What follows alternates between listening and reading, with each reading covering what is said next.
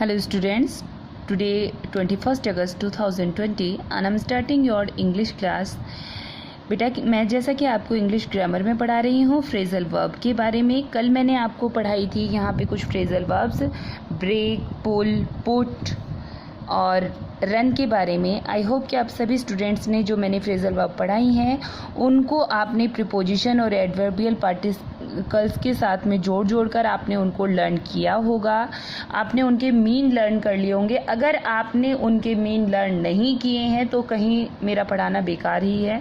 अगर आपने उनको एट ए टाइम मेरे साथ ही आपने उनके मीन लर्न किए हैं, उनका मतलब समझा है, तो कोई मतलब निकलता है इस स्टडी को करने का। अदरवाइज़ नोटबुक में बार बार इनको लिखना है ना, कोई पर्पसफुल वर्क नहीं है। तो आपको मैं फिर से एडवाइस दे रही हूँ कि बेटा एक बार आप सभी स्टूडेंट जितना आपको पढ़ाया जा रहा है उसको साथ के साथ लर्न करते रहिए।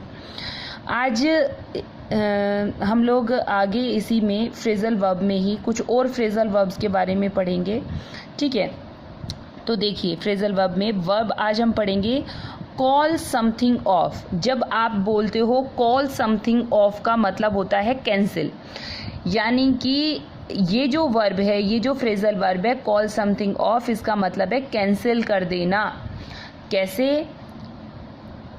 The principal called the sport meet off due to the sudden demise of one of the faculties।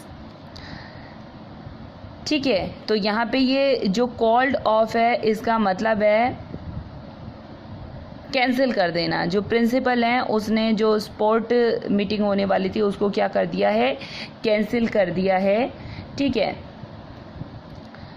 Call on someone, call on someone का मतलब होता है विजिट समवन, ठीक है, किसी से मिलने जाना।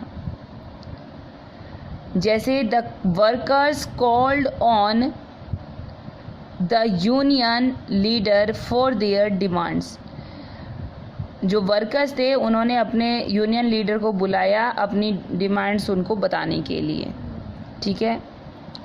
नेक्स्ट है फिर आपका कॉल ऑफ। कॉल ऑफ का मतलब होता है order. Please call your dog of, it is frightening the children. जब जो डॉग जो बार्किंग करते हैं तो डर लगने लगता है ना, तो प्लीज़ अपने डॉग को कहो कि भाई वो बार्किंग ना करे क्योंकि बच्चे उनसे डरते हैं। तो ये हुआ कॉल ऑफ, ठीक है ना, ये डॉग के लिए होता है, ठीक है। चेक समवन या something out, look at carefully या इन्वेस्टिगेट। जब किसी को ध्यान से देखने के लिए कहते हैं तो चेक समवन कहा जाता है, या चेक समवन आउट या चेक समथिंग आउट ये कहा जाता है, ठीक है। तो देखिए the teacher checked out all the papers before disturbing them to. अब ये तुम ये मत सोचना कि यहाँ पे समथिंग समवन तो आ ही नहीं रहा है। ये समथिंग समवन मतलब ये किसी के लिए बताया जा रहा है आपको, कि जब किसी को कॉल समथिंग ऑफ, तो यहाँ पे यूज़ कॉल ऑफ का होगा। समथिंग तो मतलब ये आपको किसी के लिए समझा रहा है। यहाँ पे कॉल ऑन आएगा, कॉल ऑफ आएगा, चेक आउट आएगा, ठीक है ना। तो द टीचर चेकड आउट। अब आप सोचोगे कि यहाँ पे तो चेकड है, यहाँ पे चेक बता रही हूँ, तो ये चेक जो आया है ये कैसे आया है? वर्ब जो है टेंस के अकॉर्डिंग ये चेक, कॉल इनका यूज़ हो रहा है, ठीक है। तो देखिए the teacher checked out all the papers before disturbing them to the student. Teacher ने सारे जो पेपर्स थे उनको चेक किया before disturbing them to the students, बच्चों को बिना डिस्टर्ब किए हुए। कम अक्रॉस समथिंग, इसका मतलब होगा फाइंड अनएक्सपेक्टेडली, मतलब बिना बिल्कुल ऐसा अंदाज़ा नहीं होता किसी काम का और वो हो जाता है, ठीक है ना। जैसे कि the servant came across his master lost papers while cleaning the house, कि the servant came across his master's lost paper. जो सर्वेंट है उसको घर की सफाई करते हुए जो उनका मालिक है उसके खोए हुए पेपर मिल गए। तो अनएक्सपेक्टेड, मतलब बिल्कुल ऐसा एक्सपेक्ट नहीं किया गया था कि वो मिल सकते हैं, बट वो मिल गए। Come down with something, come down with, यहाँ पे कौन सी फ्रेजल वर्ब है? Come down with. इसका मतलब होता है बिकम सिक, बीमार होना। The slum dwellers came down with malaria due to unhealthy living condition. Slum dwellers होते हैं जो ये झुग्गी झोपड़ियों में रहने वाले जो लोग होते हैं, ये मलेरिया की वजह से, इनके घर की जो कंडीशंस हैं, अनहेल्दी लिविंग्स जो हैं इनकी, इस वजह से इनको मलेरिया से पीड़ित होना पड़ा। तो बिकम सिक होता है इसका मतलब। नेक्स्ट है कम फॉरवर्ड। कम फॉरवर्ड का मतलब होता है वॉलंटियर फॉर अ टास्क और to meet by chance. By chance मतलब किसी का मिलना या किसी काम का होना।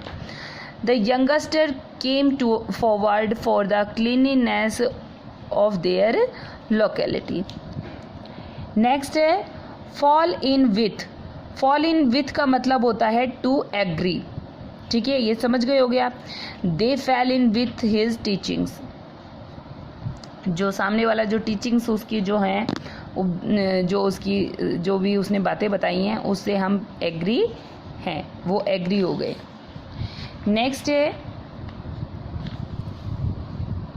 Give something away. Give something away, यहाँ समथिंग नहीं होगा, गिव अवे का यूज होगा। इसका मतलब होता है reveal. The students gave the secret away by discussing about the surprise party. ठीक है। Give in, reluctantly stop fighting और arguing accept defeat। मतलब जब कोई आर्ग्यू होता है तो उसमें एक पक्ष को कहते हैं कि चले ठीक है रे, मैं हार गया तुम जीत गए, तो इस तरह से। The player tired hard, player बुरी तरह हार गए, but have to give in due to injury. वो थक गए थे लेकिन उन्होंने जो गेम था वो हार उसमें किस वजह से मानी? इंजरी की वजह से। ठीक है, इससे ये आगे मैं आपको कल स्टडी करवाऊंगी। आज आपको यहाँ तक आपको अच्छे से इनको राइट करना है, पढ़ना है, याद करना है, और एक एक्सरसाइज आज आप सॉल्व करोगे ये वाली। इसमें complete the sentences using suitable phrasal verb according to the meaning given in the bracket. यहाँ पे मीनिंग दिया हुआ है तो आपको बताना है डिमोलिश के लिए जैसे यहाँ पे कौन सी फ्रेजल वर्ब यूज होगी, स्पीकिंग इल ऑफ के लिए कौन सी होगी, सेव्ड के लिए कौन सी होगी, पोस्टपोन्ड के लिए कौन सी होगी, राइट के लिए कौन सी होगी, है ना, टाइडिड अप के लिए कौन सी होगी, ड्राइवन ओवर के लिए, फ्लैट के लिए कौन सी होगी। ठीक है, तो सेंटेंस देखिए। The municipal corporation dash the hoarding, demolish के लिए बताना है। My friend has the habit of dash his own family members, speaking ill of. The old man dash some money for his old age, saved. The workers decided to dash the postponed. The laborers were asked dash all the requirements, right. My son dash his room every day, tidied up. A beggar was dashed by a fast moving train, driven over. The cat dash at the sight of the dog, fled.